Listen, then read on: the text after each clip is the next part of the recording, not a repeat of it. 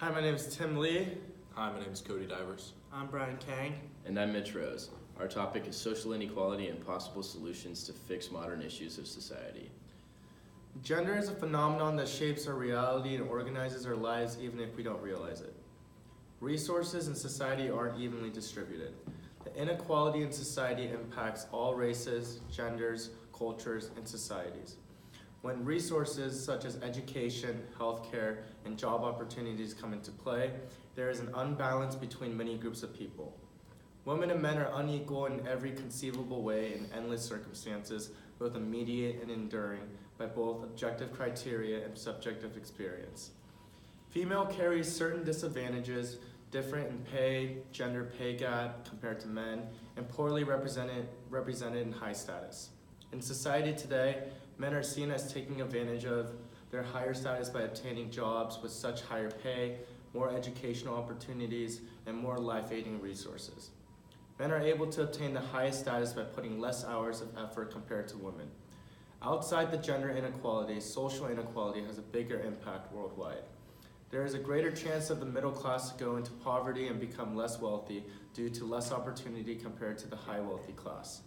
On the other hand, the upper class is unlikely to fall down the social ladder. When these inequalities affect multiple groups of people, the people with disadvantages feel as if they are excluded from society and politically disempowered. This unfairness leads to more criminal activity and social unrest.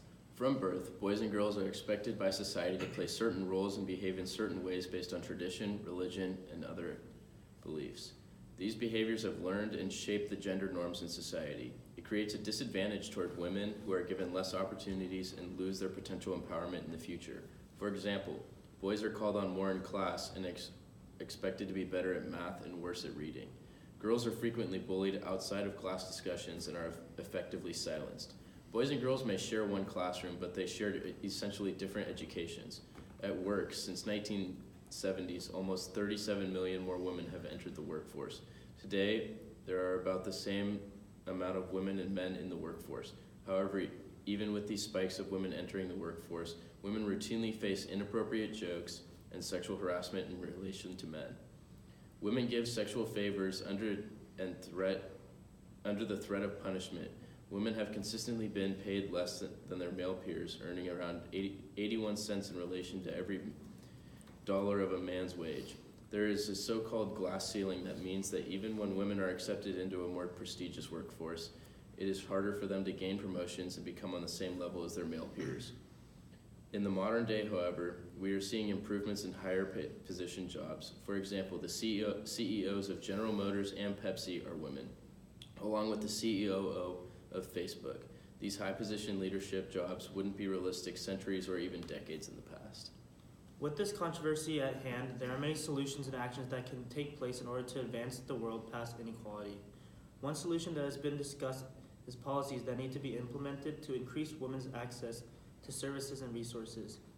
In addition, communities need to support women as leaders. For example, increasing the opportunity for women to obtain roles of higher power. This means that their voices and ideas need to be heard and respected in society. Their higher roles allow them to display a precedent that can lead to future generations to follow. For example, we have already seen improvement in gender inequality by witnessing Hillary Clinton win the popular vote against Donald Trump. She was the first woman to run for president.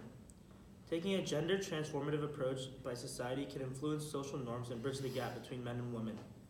Another solution is for people in society to become understanding and educated about the gender inequalities.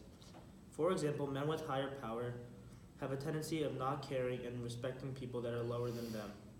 If people in society were to learn and recognize the inequality, many programs and campaigns could be put into place to spread knowledge in order to help women and people of lower status.